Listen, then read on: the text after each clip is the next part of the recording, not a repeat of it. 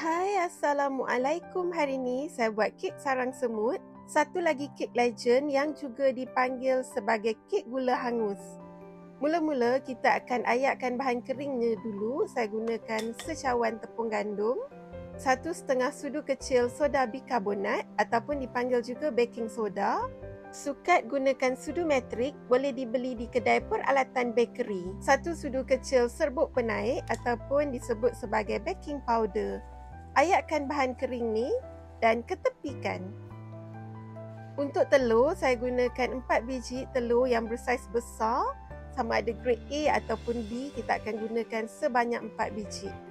Grade ni merujuk kepada saiz telur tu je. Saya gunakan setengah cawan susu pekat manis dan kalau ditimbang adalah 150 gram. 1 sudu kecil esen vanila. Pukul sebati dan sedikit berbuih. Jangan terlebih memukul, takut nanti kek kita tak jadi sarang semut tu ya. Pukul sekadar sebati sahaja. Dan di sini anda boleh nampak dia akan berbuih sedikit pada permukaannya. Seterusnya, masukkan bahan ayak tadi. Ada orang dia masukkan sedikit demi sedikit, tapi saya terus masukkan ke semua sekali. Dan pukul dengan whisk hingga sebati. Kita tak perlu gunakan mixer ya. Kalau tak ada whisk, boleh juga gunakan sudip kayu. Bila dah nampak sebati, ketepikan sekejap. Sekarang kita akan sediakan gula hangus pula. Saya gunakan secawan gula pasir. Masukkan ke dalam kuali dan buka api sederhana perlahan.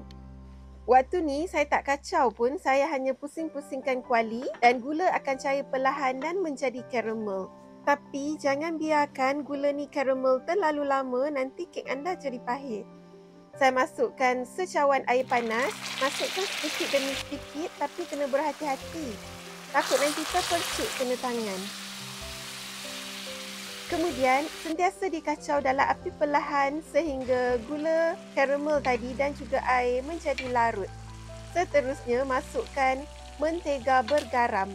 Kalau anda nak gunakan margarin pun boleh. Dan biarkan mentega cair. Tak kisah nak gunakan salted ataupun unsalted pun tak apa. Ikut cita rasa anda. Bila dah nampak mentega dan semua bahan tu dah cair, boleh matikan api.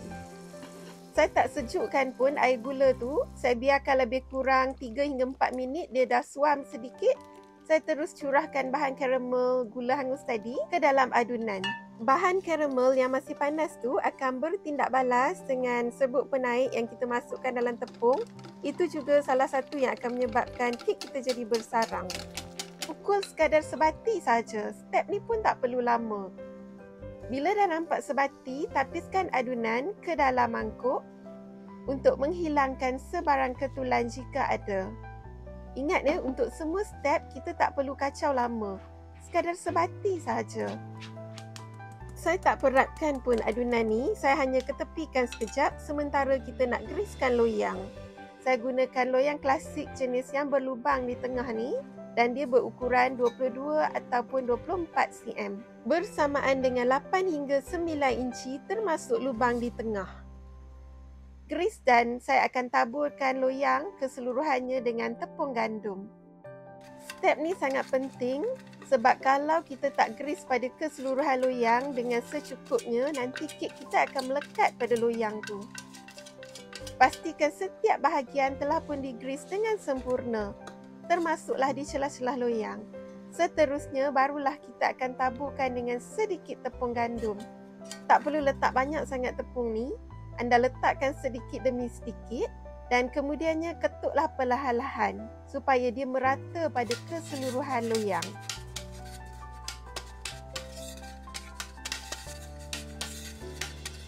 Kalau tak cukup, tepung tu boleh tambah. Biasanya kalau jadi kek yang melekat tu sebab kita tak grease dengan cukup ya. Kalau anda tak ada loyang seperti yang saya tunjukkan tadi, boleh juga gunakan loyang segi empat ataupun loyang bulat. Untuk loyang ni pun stepnya sama juga. Greasekan dengan mentega dan taburkan dengan tepung gandum. Seterusnya, curahkan adunan kek ke dalam loyang. saya gunakan spatula supaya dia tak jatuh dengan terlalu laju ke dalam loyang tu.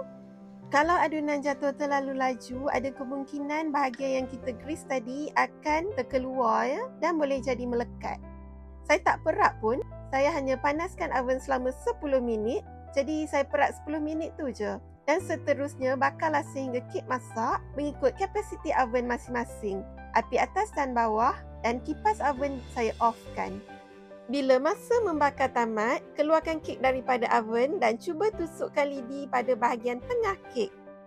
Kalau lidi keluar bersih, bermakna kek kita telah pun masak sempurna.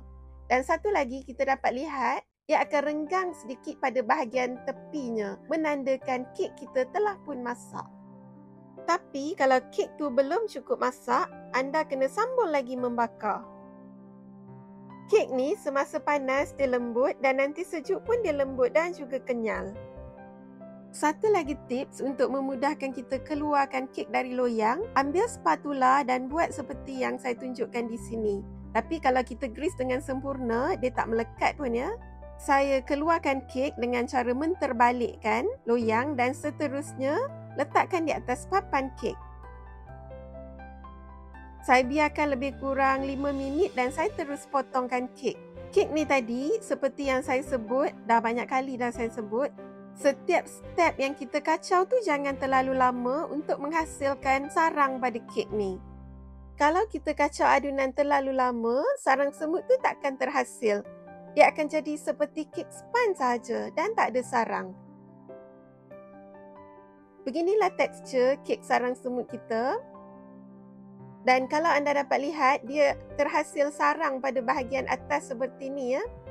Bentuk sarang ni bergantung pada acuan yang kita gunakan. Kalau anda gunakan acuan segi empat dan anda potong secara melintang, dia akan menghasilkan sarang yang bentuk bulat berlubang-lubang. Tapi kalau dapat bentuk macam ni, kira dah jadilah ni ya. Kek ni sangat lembut tapi dia kenyal dan memang sangat sedap. Nak membuatnya pun tak susah. Selain daripada membakar, kita juga boleh mengukus selama 40 hingga 50 minit.